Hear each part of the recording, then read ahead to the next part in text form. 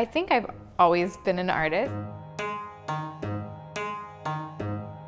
I always knew that I really liked to just draw faces. Like when I was a teenager, I got a lot of like those teen magazines and I would just like draw the faces of the girls. Like I would try to recreate it as closely as possible. And that was just what I really liked to do. It gave me like a weird satisfaction of being able to recreate a drawing as closely as I could. My style kind of varies between the projects that I do. I do drawings that are pencil on paper, graphite drawings that are more photorealistic renderings, you know, of like natural or figurative subject matter. And I also have a more illustrative style that I use for like commercial work or just for fun, where it's looser, it's like pen and ink drawings. It's less rigid or structured as the graphite drawings that I do.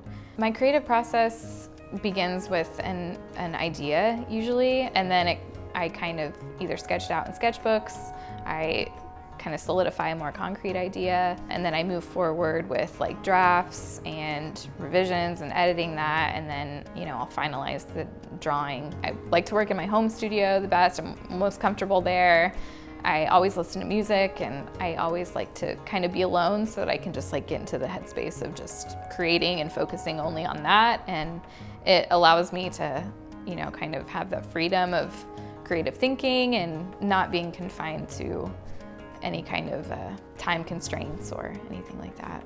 Well, in the past couple of years, I've done more digital work, but I don't prefer it to pencil on paper or pen and ink on paper, because that will always feel the most comfortable and the most real. I like working big. It's a challenge, and you kind of I have to like mentally prepare myself before I do it, just because it's so different from just like working so small all the time, which I do with like stamps and everything else. It's what I'm used to. I do like it. It feels good to work that large.